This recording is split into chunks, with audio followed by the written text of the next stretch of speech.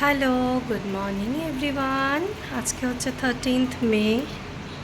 তো এখন এই যে এটা সকাল 7:30টার রোদ। হঠাৎ করে এখানে ঠিক 6টা 15 নাগাদ একটু সকাল হতেই রোদ শুরু হয়ে যায়।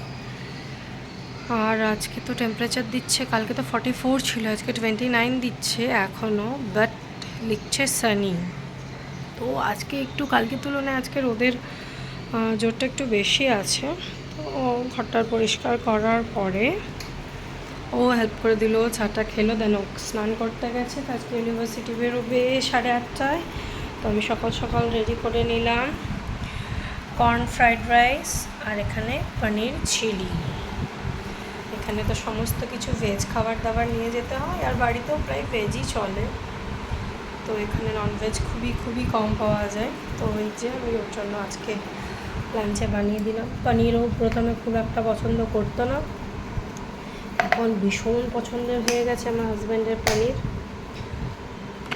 পনির বাটার মশালা, পনির চিলি।